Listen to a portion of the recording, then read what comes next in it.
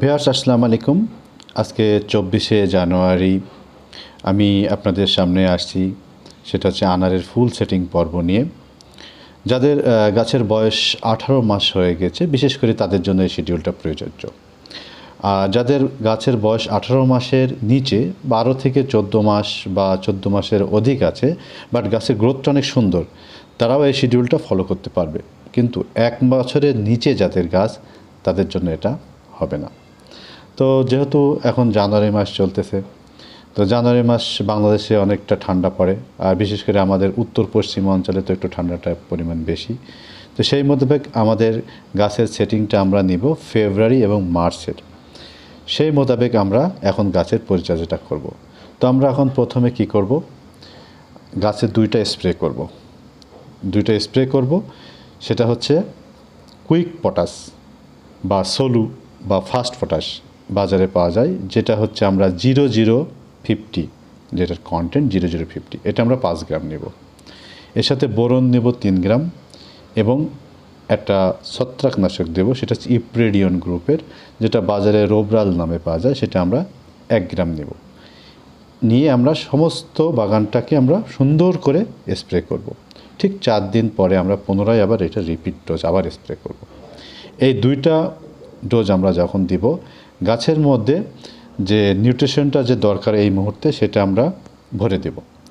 এরপরে আমরা গাছটাকে প্রুনিংয়ে যাব। গাছটাকে সুন্দর করে প্রুনিং করব। প্রথমে গাছের নিচে যে সমস্ত ওয়াটার শ্যুটগুলো আছে সেগুলো সম্পূর্ণভাবে সাফ করব। সাফ করার পরে গাছের মধ্যে যদি কোনো কাঁটা থাকে, কাঁটাগুলো সুন্দর করে আমরা কেটে দিব এবং প্রত্যেকটা গাছের ডগাটাকে যে জায়গা থেকে আপনারা দেখবেন যে শক্ত শেষ, তারপরে নরম আছে, ঠিক সেই জায়গা থেকে আমরা এটা কাটিং করে দেবো আর কি। গাছ যখন কাটিং হয়ে যাবে, আমরা কাটিং হওয়ার সাথে সাথে কপার অক্সিক্লোরাইড 3 গ্রাম করে দিয়ে আমরা পুরা গাছগুলো আমরা সুন্দর করে স্প্রে করে দেবো। কারণ এটা একটা ম্যান্ডেটরি একটা জিনিস, ভোলা যাওয়া যায় না। কপার অক্সিক্লোরাইড বা কপার হাইড্রোক্সাইড, এই দুটো যে কোনো একটা দিয়ে গাছটাকে স্প্রে করতে হবে, নইলে এখান থেকে ফাঙ্গাসের সৃষ্টি হবে। তো আমাদের গাছের প্রুনিং শেষ, আমাদের ছত্রাকনাশক স্প্রে দেওয়া শেষ। এর পরের দিন আমরা ইথেফন নামক একটা হরমোন পাওয়া যায়, যেটা বাংলাদেশে গার্ডেন নামে পাওয়া যায় অ্যাভেলেবেল। তো এটার দামও বেশি না, 100 টাকা দাম, সর্বোচ্চ 100 মিলির দাম। তো আমরা এই গার্ডেনটাকে কী করব, এই স্প্রেটা যেটা ইথেফন, এটা 1.5 মিলি করে পার লিটার হিসাবে আমরা নিয়ে সুন্দর করে গাছে স্প্রে করবো, যেন প্রত্যেকটা পাতায় যাতে স্প্রেটা পড়ে।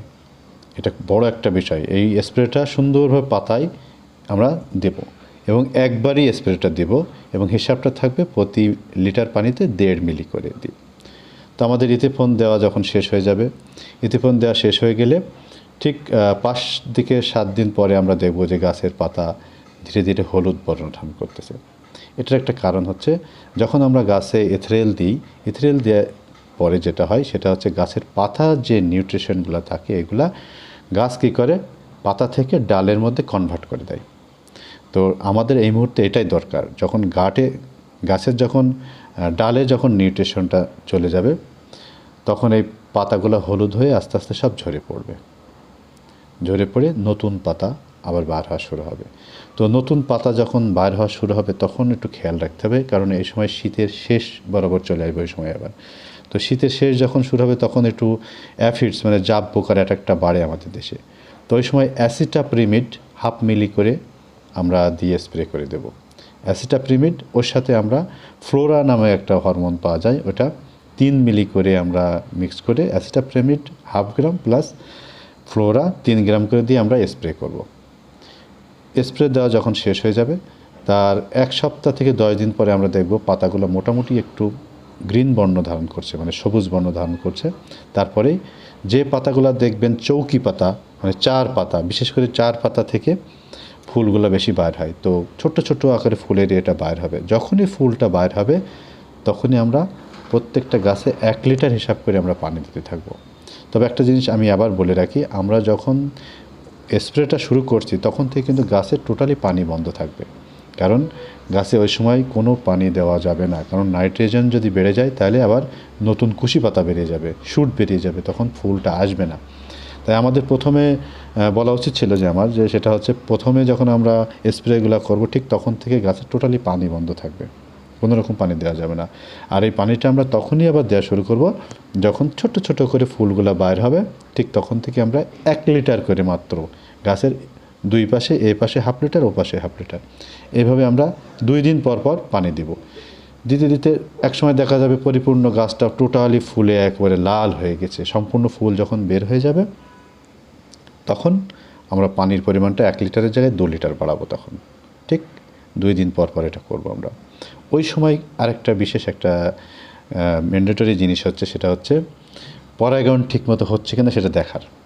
যদি পরাগায়নটা ঠিকমতো না হয় তাহলে ইমিডিয়েট আমরা কী করব, বাজার থেকে যে চিটা গুড়টা পাওয়া যায় 5 গ্রাম করে পার লিটার দিয়ে আমরা স্প্রে করে দেবো। এটা স্প্রে করে টোটাল বাগানে স্প্রে করে দেবো, একেবারে মাটিতে, গাছের ডালে, পাতায়ও হালকা দিতে হবে, দিয়ে টোটাল বাগানটাকে একটা গুড়ের একটা ফ্লেভার নিয়ে আসতে হবে।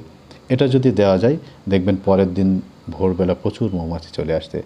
আর মৌমাছি আসা একটা বড় ম্যান্ডেটরি একটা জিনিস, কারণ প্রথম দিন যে ফুলটা ফুটবে, পাপড়ি ধারণ করবে, ওই দিনই যদি পরাগায়নটা হয় তাহলে সেই ফলটা হবে সবথেকে সুস্থ এবং সবল ফল। তারপরে দ্বিতীয় দিনে যখন যদি হয় সেটা আরেকটু দুর্বল হবে। তো এই জন্য আমাদের টার্গেট থাকবে প্রথম দিনই যাতে মৌমাছিতে পরাগায়ন ঘটাতে পারে, সেই জন্য পর্যাপ্ত মৌমাছি আনার। আমাদের এমনি এলাকাতে আমাদের বাংলাদেশে পর্যাপ্ত মৌমাছি আছে। ফেব্রুয়ারি মার্চের দিকে মৌমাছির পরিমাণ আরও বেশি দেখা যায়। আর যদি কম থাকে তাহলে আমরা অবশ্যই গুড়ের স্প্রেটা দেবো। গুড়ের স্প্রেটা দিলে তখন আমরা দেখব যে অসংখ্য মৌমাছি এসে পরাগায়ন করছে। আর পরাগায়ন হলে আমরা ঠিক 1 সপ্তাহের মধ্যে মোটামুটি গাছে একটা আমরা গুটি গুটি ফল সেটটা দেখতে পাবো। তো আমরা এই হচ্ছে ফুলের পরিচর্যাটা এই পর্যন্ত। এরপরে যখন ফল সেট হবে তখন তার ফলের আরেকটা শিডিউল আছে, সেই শিডিউলটা আমি আপনাদেরকে বলবো। ওটা অনেক লম্বা একটা শিডিউল। তখন ওই শিডিউলটাতে অনেক গাছের যে বিশাল ডোজের সেকেন্ড যে ধাপটা সেটা আমরা দিব, অনেক সার টারগুলো দেওয়ার, কারণ গাছ ওই সময় প্রচুর ক্ষুধার্ত থাকে। তো আমরা ওইটা দিব। তো আজকে এই পর্যন্তই। আমরা ফুল কিভাবে সেটিং করতে হয় সেই বিষয়ে অনেক আলোচনা করলাম।